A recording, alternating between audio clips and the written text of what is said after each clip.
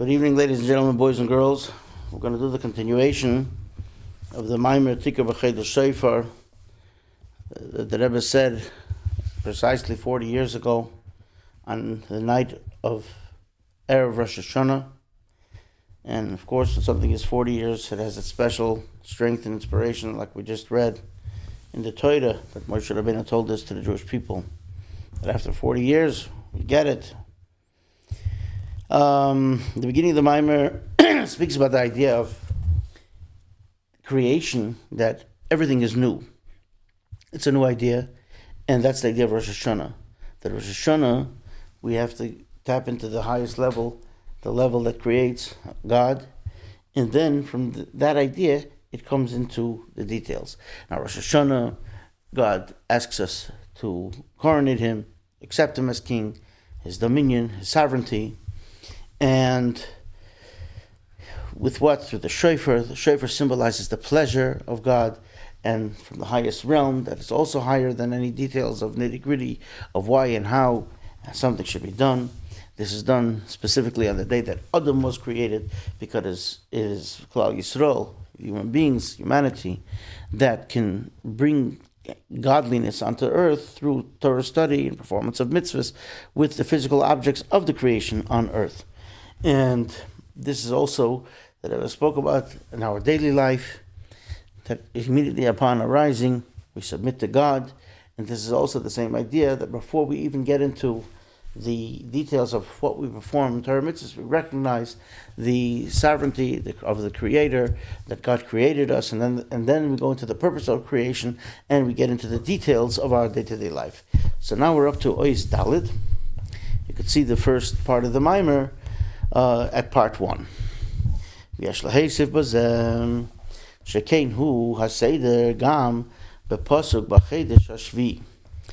also an orderly fashion in the verse in Torah that speaks about Rosh Hashanah, that says in the seventh month,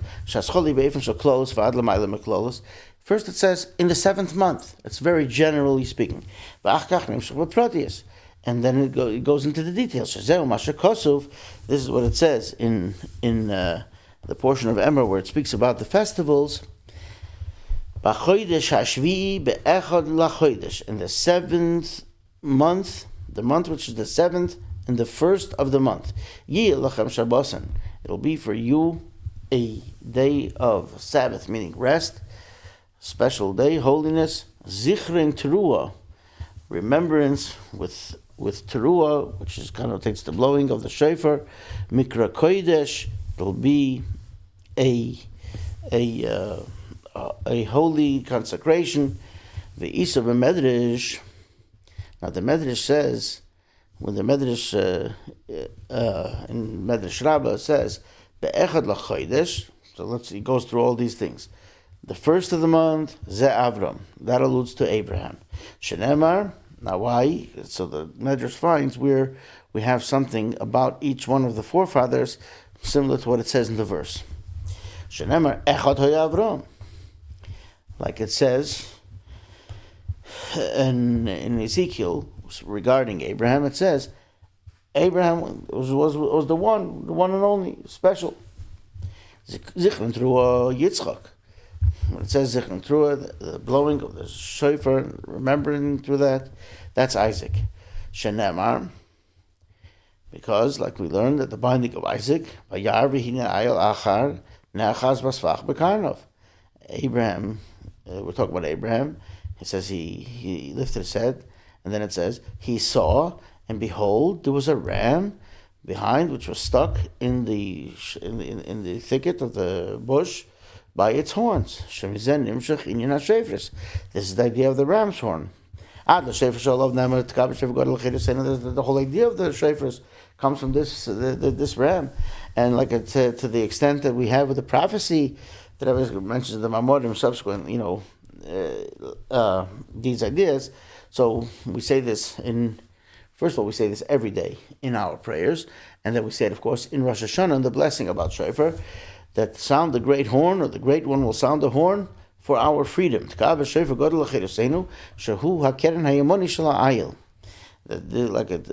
says in the Medrash, that this is a reference to the right horn of that ram.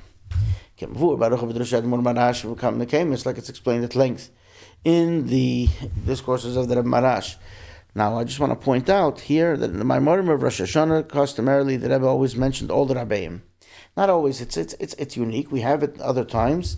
Sometimes on other occasions he did it also, but not always. Sometimes he mentions either the Rebbe who had a special day around the time, or depending on what the explanation is.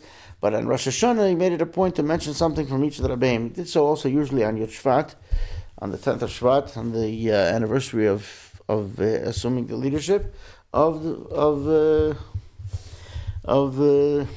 being the Nasi, the Rebbe, and on Rosh Hashanah itself. But here the Rebbe is also mentioning the Rebbeim also on Erev Rosh Hashanah.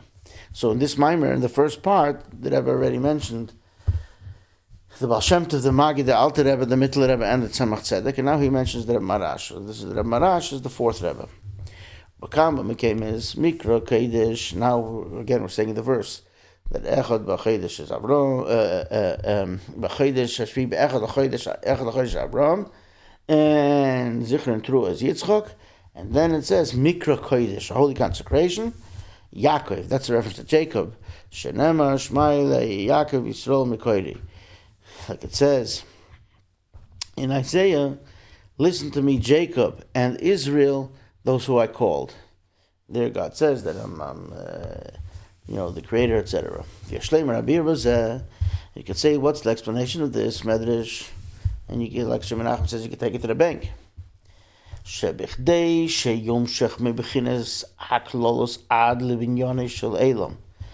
From it to be drawn down from the very general aspect that there's going to be idea that there is creation, to the details of what creation it is, and to come into the world the way the world is created. It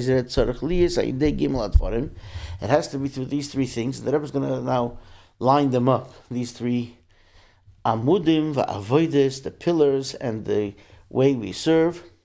That upon them the whole world stands. And of course these three are also symbolized by the three forefathers. Shehem Torah, like it says in Ethics of the Fathers, Torah, and serving God, prayer, and benevolence, kindness, charity. That's what the three forefathers are about. As it's explained at length in many places, several places. Jacob was the idea of Torah. Right? It says Jacob sat in the tent, he was studying Torah, he went to yeshiva, etc. Yitzchak is serving God. Like we spoke about the ram that was stuck in the thicket by its horns. The Yitzchak that was in the place, it was offered up by, it was the sacrifice. The sacrifice is the idea of prayer, the complete sacrifice that Yitzchak was supposed to be. Yitzchak was so holy then, he was on an altar, he never could leave the Holy Land, etc. Abraham was, of course, charity. Abraham was kindness. Abraham took care of the wayfarers, etc. And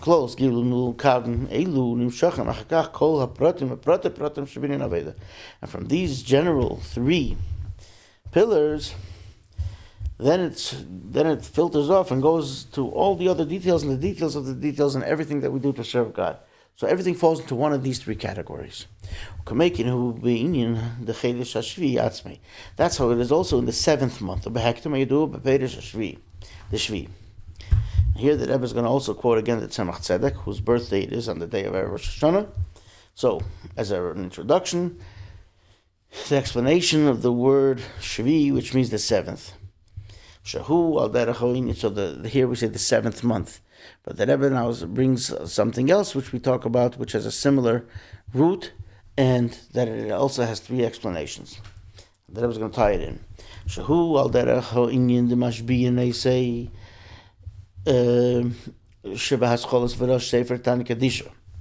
That's like it says at the beginning and the head of the holy book of Tanya, the first chapter, which says that we learned the Braisa in the end of the first chapter in the Tractate of Nida, that the soul is forced to take an oath that it'll be righteous, it'll be an all righteous, and it won't be evil. Right? Like we know the story told by my holy father-in-law, the Rebbe, the prince, the leader of our generation,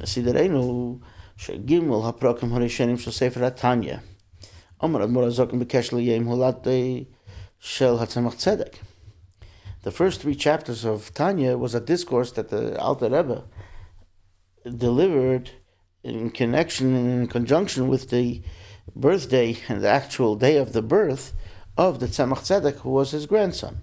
Be'erev Rosh Hashanah, Ach Rosh Hashanah, the day of Erev Rosh Hashanah, not Rosh Hashanah itself, but he was born on Erev Rosh Hashanah, the last day of the year, Ach Rosh Hashanah, Shavzeh Nichnosim El Hashanah HaChadasha. From this you go into the new year. Umavur Beha'oris HaTzemach Tzedek. And it's explained in the notes of the Tzemach Tzedek. And actually, on the 200th birthday of the Tzemach Tzedek, the end of the year of 5749, beginning of 57, the night before Rosh Hashanah, 5750, the Rebbe actually distributed a book called Kitzurim V'Oros Sefer Tanya, a book which the Rebbe himself published before he was Rebbe in 1948, but the Rebbe had a special edition of this, and he distributed this to everybody, and then the Rebbe spoke about it in Rosh Hashanah, and at that time the Rebbe also farbrenged on Rosh Hashanah in 5750, on the first day of Rosh Hashanah, which was Shabbos that year, something that the Rebbe had never done before. And I remember at that time they were saying that since the Alter Rebbe said the first mimer of the first 3 chapters of Tanya, which were discussed in that sefer that Rebbe gave out, no Rebbe had really spoken on the first day of Rosh Hashanah, because the custom of the Rebbeim was to only speak on the second day of Rosh Hashanah. So here the Rebbe spoke on the first day of Rosh Hashanah. This is an old side thing, but here the Rebbe is speaking about this. This is already 4 years earlier. So Umavur Behaoris. So the Tzemach Tzedek explains that this idea of mashbi'in oisai titzadik val tirasha, you take the soul and you do this act of mashbi'in oisai. There are several meanings of what this word mashbi'in means, and generally speaking, there are 3 main interpretations and explanations. The first one is the simplest way, that we make the soul swear, take an oath. And that's the term of mashbi'in. That's in Hebrew. But then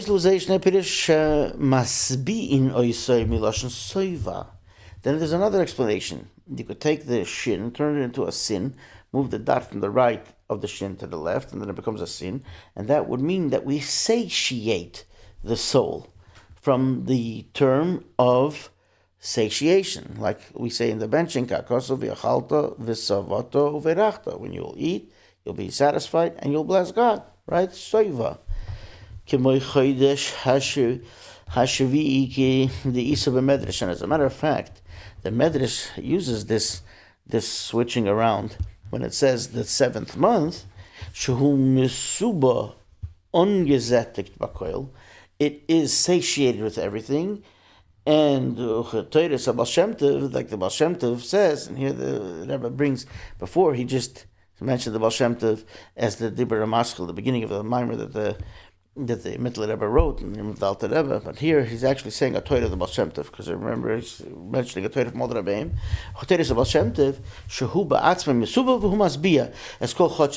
It is a satiated month, and it satiates all the rest of the months. And therefore through the months, the days of the month, we make all the days of the year. Now we have to get a third explanation of what is mashbi'in oisai. It also comes from the word that means 7. Mashbi'in, we make it 7. What does that mean?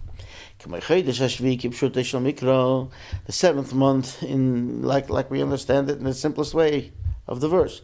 Now, Rosh Hashanah is not on the first Hebrew month. It's considered the 7th Hebrew month. This is what we mentioned it in the first part of the Maimer. So this is what the Rebbe discusses it.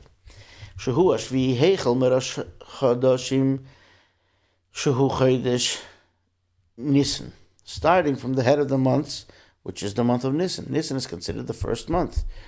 And it says that in the Torah. Rishon hu lachem l'chadshei shana. It's the first one for the months of the year. The beginning of the 7th month is the beginning of the year. Well, derech zeh, this is a little bit like hit the ground running. We'll talk about this.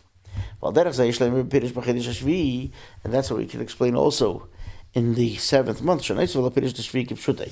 In addition to the fact that it means the 7th month, v'pirish d'shvi'i miloshen soiva, and the explanation that it means satiated.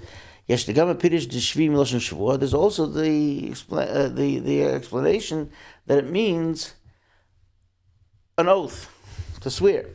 The idea of an oath, and this is another nuance of a mentioning of the binding of Isaac, which we already mentioned, the Shofar, which is also connected to Rosh Hashanah. And God says, Binish Bati, like we say in the binding of Isaac, he swore by me. And God says that you did this great act, you were ready to offer your son, etc. And he rewards him, a chosen people, etc., and multiplies children. So, this whole idea of the oath, kosher pnimis adam pnimis kol asfiras. This is connected to the innermost of a person, the innermost of all of the attributes that a person has. To the highest level from where the attributes come from, which is the level of Atik. That's the beginning of the levels of the chain of creation before it even gets into the details. It's the innermost of the crown. It's called Atika Kadisha, the holy, oldest part, so to speak. It means in stature, the closest to God. The closest because God starts creation. Then it comes into satiation. That's the idea of wealth. That's the idea of understanding, development, dimension, ownership, being able to understand the concept. And then it comes to the 7th. Where is it? Now we have to remember, we didn't talk yet about 7. What does it mean that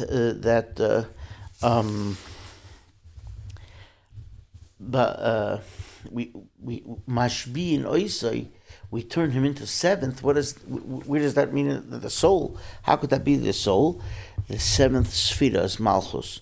Shahu in sfiras ha-malchus, involved in bringing out the dominion of God on earth. So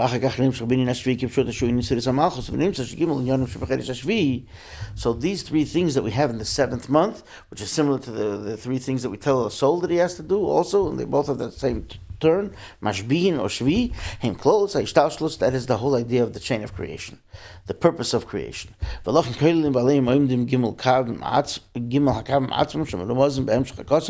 therefore they include, and upon them stand the pillars, the 3 categories themselves that are alluded to in the rest of the verse when it says Bachodesh Hashvi, the 7th month, like we said, and that's also Abraham, Isaac, and Jacob, etc. The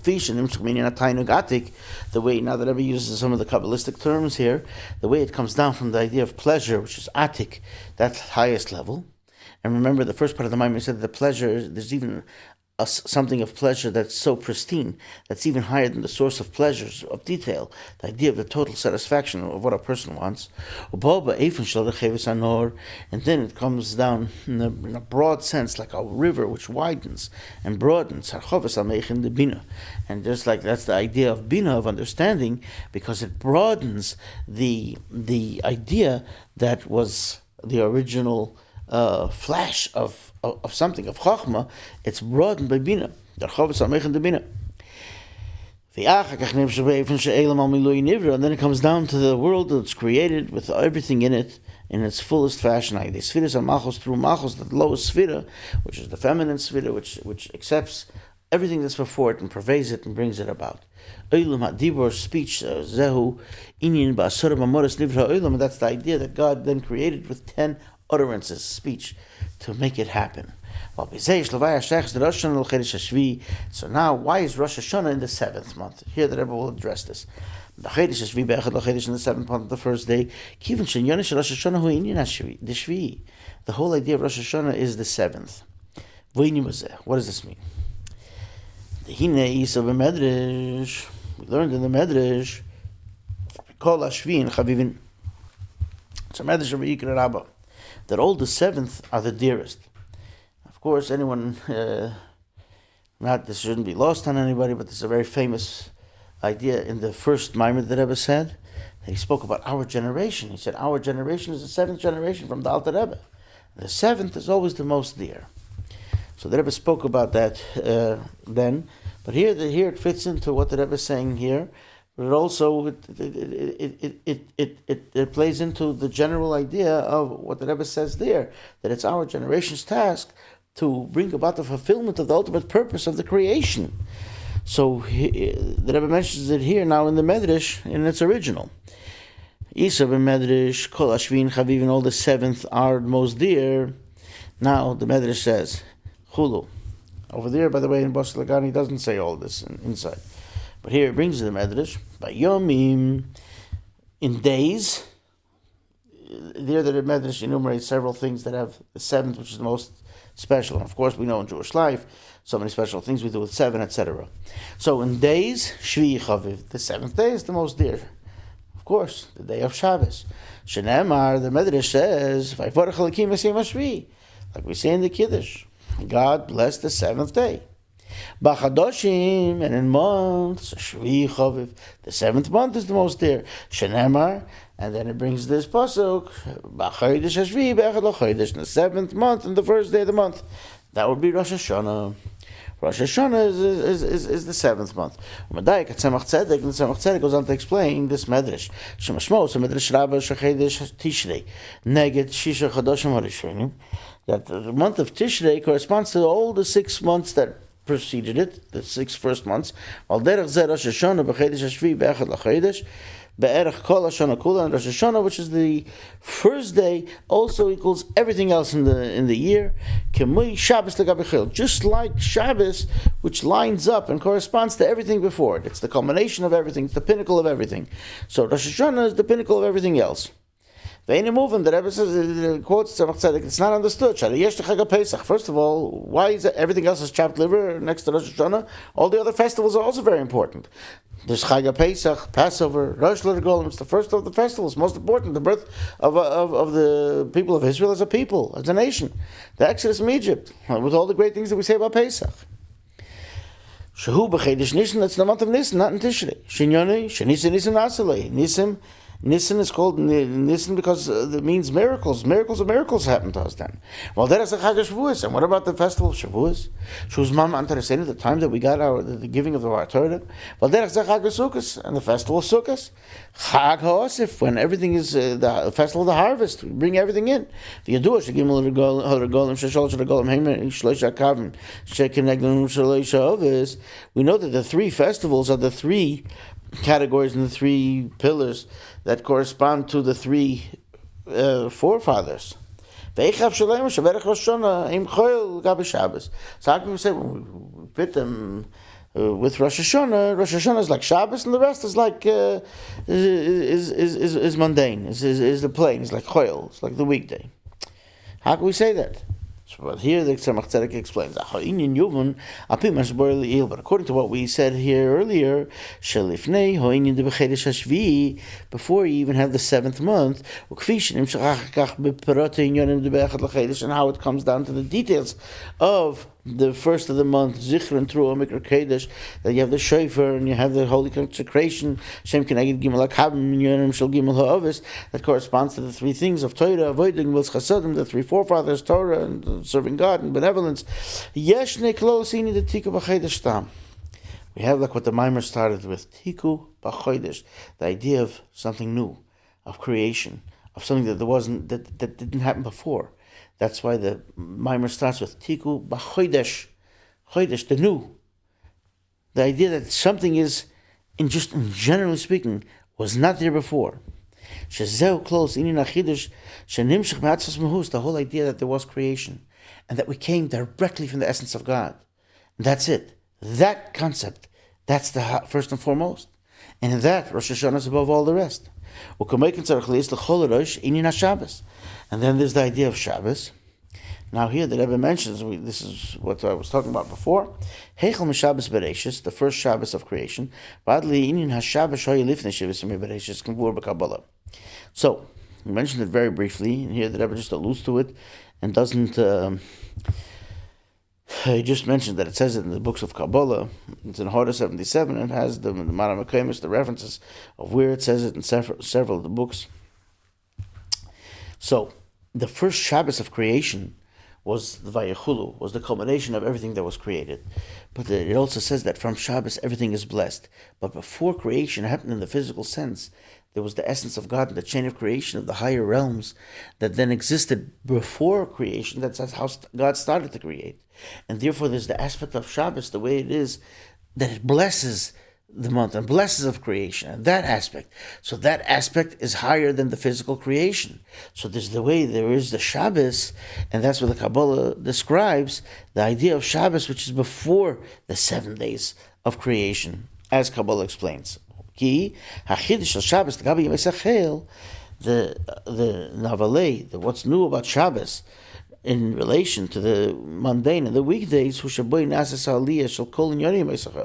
everything of the weekday is then elevated, because the true or deeper purpose of what creation is about is then able to be reflected on and sanctified and brought up to something special. So everything of the mundane and the weekday is elevated on Shabbos. The heaven and the earth and all its hosts were finished. They were culminated. They were brought about to their purpose for Shabbos. Like the Tzemach Tzedek explains, when it says Vayichulu, he finished, it was the idea of he had pleasure, he was satisfied, he was happy with what he did. Like we say in the prayers, and it's explained that God called it the days that you lost for, the special, most dearest day. To the highest level that there is in pleasure, even higher than the most opportune, special time of all times. Then it gets drawn. Shabbos blesses all the subsequent days. See, Shabbos is the 7th day, so then it's Malchus. But it says elsewhere in Chassidus too that the world really started with Malchus, and then it went to Keser, Chochmah, Bin, etc., etc. The idea of the king, it starts right there, and that's the feminine sphere. That's why it says when Mashiach comes, in the cave of the Seir of Gever, it'll be the feminine, will be the encompassing, will be able to recognize this idea that everything comes out of God in that sense. So, from there it comes down to Chesed, Gvura, Tiferes, the first 3 of the attributes that are called the emotional ones. It corresponds to the intellectual, but even higher than the intellectual. And then it goes into the creation. So that would be like Shabbos. And then the 3 festivals are already Chesed, Gvura, and Tiferes, Chag Pesach, Chag Shavuos, Chag Sukkos, Passover, Shavuos, and Sukkos. They all come from Rosh Hashanah, from the head of the year. But Pashtas, the head of the year brings the life, brings the energy. You say to be more than that. It draws down the idea of the creation of and the formation of the whole entire world. Hein hazman shebe'elam, v'hein hamakom shebe'elam, the time and space of the world, the time of the world, space of the world. V'zehu, now the Rebbe just wraps it up by saying, v'zehu, and then he'll give us our part. V'zehu, Tiku Bachodesh Shofar, shekol zenas idea of Eretz Yisrael. This is the idea of that you will sound in the month, you will sound the shofar on the day of the month, which is just the idea of the month, Rosh Chodesh, without even saying which day it is. This happens through our serving God, the service of Israel.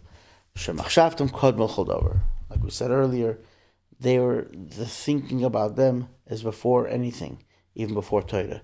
Afilu machshavta shel Torah can also base, like we said in the second chapter. Behainu sheyesh amnum tzerich beheira v'nisiris kayach al avodah minyan Torah. We need to have the instructions and the power and the energy that the Torah gives us, and the instruction that it tells us to do, and the ability that we have to do it, all comes from the Torah. And that's the idea on Rosh Hashanah itself. We don't only blow shofar, but we actually have to recite the verses from the Torah. That's the coronating of God. We bring this, so to speak, as proof from the Torah. That gives us the authority, the strength, that we're able to affect the idea of making God the sovereign and king over us. Afterwards, this is accomplished through Israel serving God, each and every person according to what they can do and what they're supposed to do and what they're called out to do. And that's why the Rosh Hashanah is on the day of the creation of the human being, and not on the day that God created the whole world, because it is, the ultimate purpose is that we do what we can, and we were created on the first day, and this is in relation to the first day of creation was the 25th of Elul, but that's not the day of Rosh Hashanah.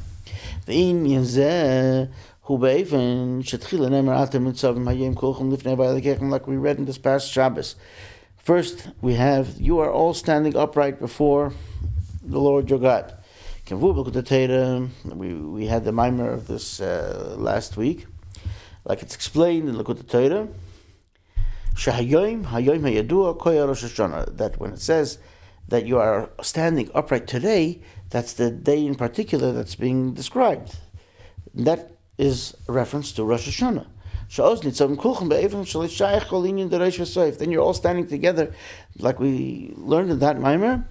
There's no head, no end. You're all equal, all the same, because we're at the spot where it's the root and the source where everything came from. So then there's no more details, and there's no heads, no water carriers yet. We're all just from that spot. This is because it's higher than the whole chain of creation. And then it comes down to be divided up to details and details of details and the nitty gritty. That's why there's the 10 levels that we spoke about, that verse speaks about. And starting from the heads of the tribes, etc., till the ones that chop the wood and draw the water. But they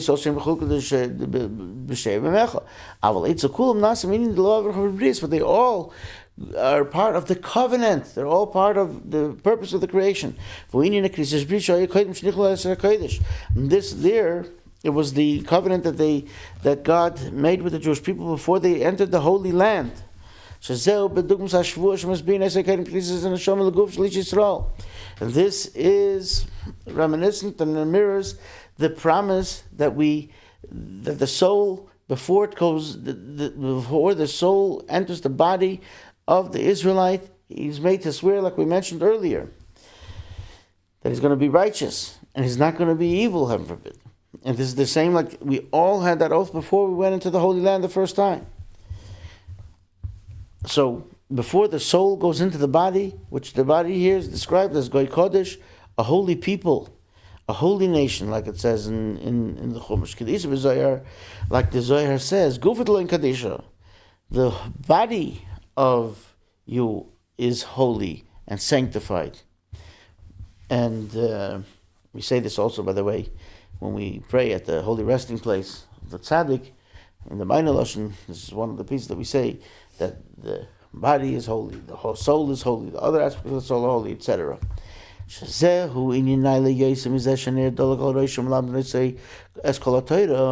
Gemara over there in Nida also says that while the soul is in utero, there's a candle burning over his head, and they study with him the whole Torah. But even higher than that is that there is an oath, an angel administers an oath that you're going to be righteous. That's even higher than the Torah study that happens before. Because after you study the whole Torah, you have to grow in what you're doing in the preparation to come onto this earth. Then he has to promise that he's going to be righteous. Mimoker kol tanugim, mimoker kol ashbois, and he gets this from the source of all the pleasures and all the flow of energy. L'maylo mimoker chulu, higher than everything, than the source of anything, meaning the essence of God, at that spot. And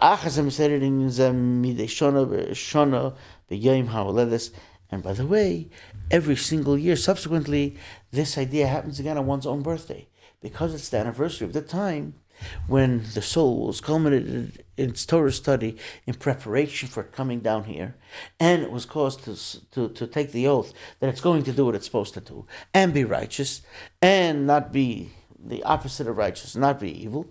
And then this is what happens on a birthday. And here, of course, we mentioned earlier that this is all said on the birthday of the Tzemach Tzedek. But the Rebbe said this, of course, about this is the birthday of every person. And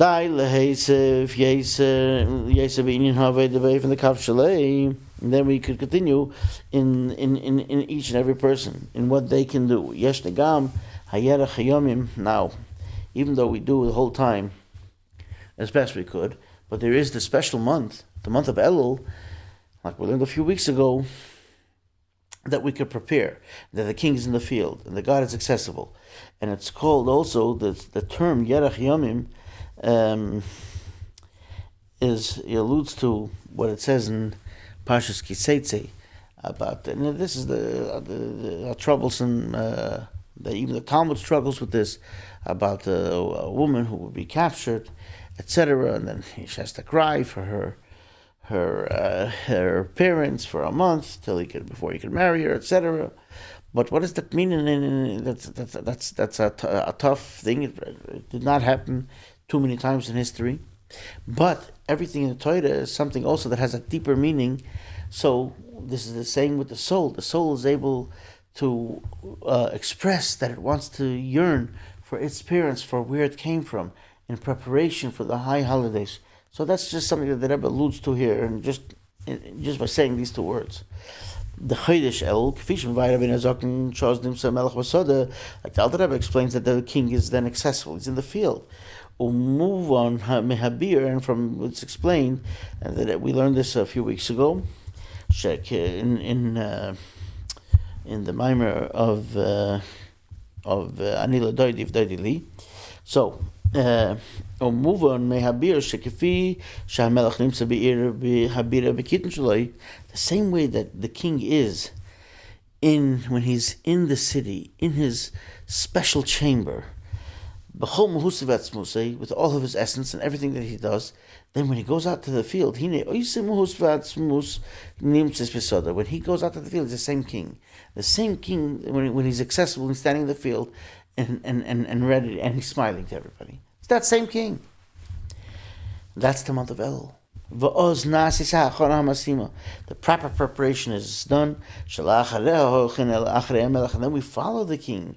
We go after the king. We go into the king's area, the great king. To the chamber of the, and over there to the chamber of the king, to the palace of the king. The special chamber of the king. And then, like it says in the Zohar, Israel and the king are all at one, all together. Just everyone has that opportunity to be one with the king. And now the Rebbe finishes. Then we have fulfilled that which it says in the Medrash, and the Torah brings this the code of the code of Jewish law is based on the Torah. What kind of, this is such a great people, Goy Kodesh, and the Rebbe again says the holy nation. It knows the ways of its God. At the end of the year, the day before, the eve of Rosh Hashanah, on the eve of the day of judgment, the Rebbe said this many times in conjunction to Rosh Hashanah. They wear white and they are wrapped in white, So it's accustomed to already wear the Shabbos clothing, the Yontif clothing on Erev Rosh Hashanah. From this is, and that I've mentioned it so many times. She'inyan zeh peil teisv siyosh b'chol eis yiyu b'gadach levonim. And this helps out that all times your garment should be white. This already means more allegorically, meaning that you're special and clean and pristine. Lefi she'yodim b'mlei havados. So the Medrash goes on to say that they're already dressed in white before the day of judgment, because they know with complete conviction and they're totally convinced that, and they're sure. Mitzad Haftachas HaTorah, because the Torah promises. Torah is Emes, Torah is Chaim, the Torah of truth, Torah of life. Hiro b'Chaim, which is instructional life. And the Son is Koyach L'zeh, and therefore gives the power for this to happen and for them to do it. K'mekolim yishtzarech la'avoid ayidei HaTorah. Just like everything, you have to serve God according to what it says in the Torah. Now, he goes back to quoting what it says in the Torah.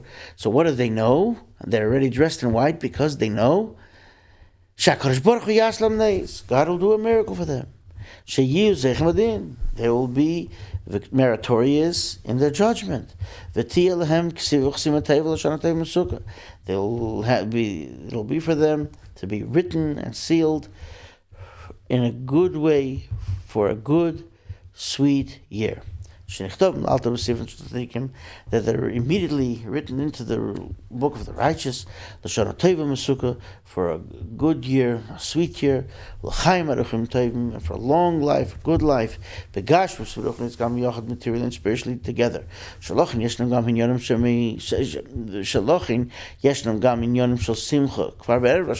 there are things of joy already Erev Rosh Hashanah, where you have to be happy and you have to wear the Yontif clothes, like it says in several customs. The Rebbe doesn't say it here. We don't say Tachna that day. The service is already more on a special way, etc. And from this it comes down actually so. Shana should be a year of happiness. Simcha breaks all boundaries, breaks through any limitations and boundaries. And all the more so that it could break through the boundary and the limitation of exile. Immediately, in one moment, in 1 second, in addition to on one day,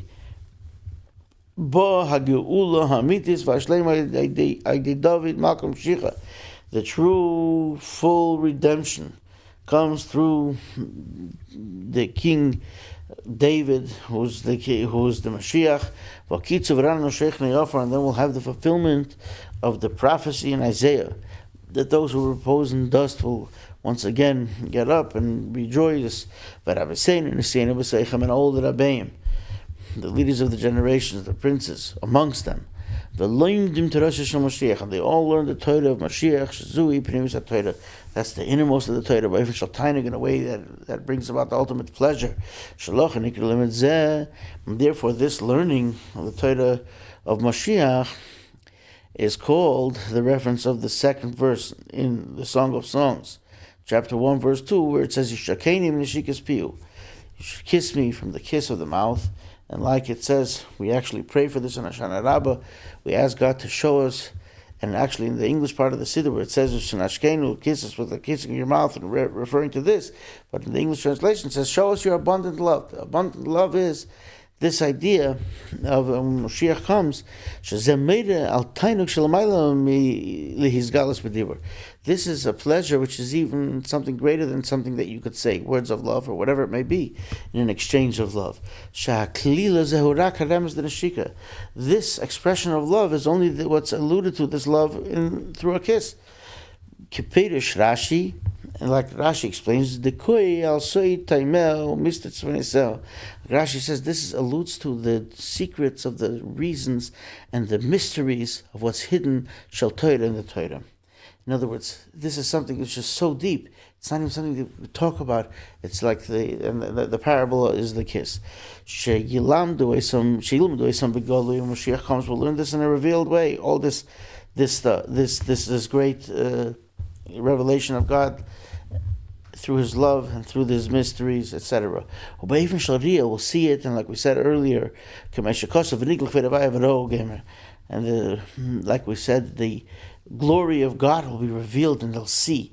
And before we said in the Maimer, the flesh itself will feel it, perceive it. We won't need even the eyes. And we'll learn this mipi Mashiach Tzidkenu, from the mouth of our righteous Mashiach, the Messiah, speaking in our days, actually so, from having been inscribed and sealed in a good way, la'alter, immediately. Besifren shel tzadikim gemurim, in the book of, not only the book of the righteous, but the book of the all righteous, the completely righteous, l'chaim, all these blessings will be fulfilled in each and every one of us immediately, l'chaim.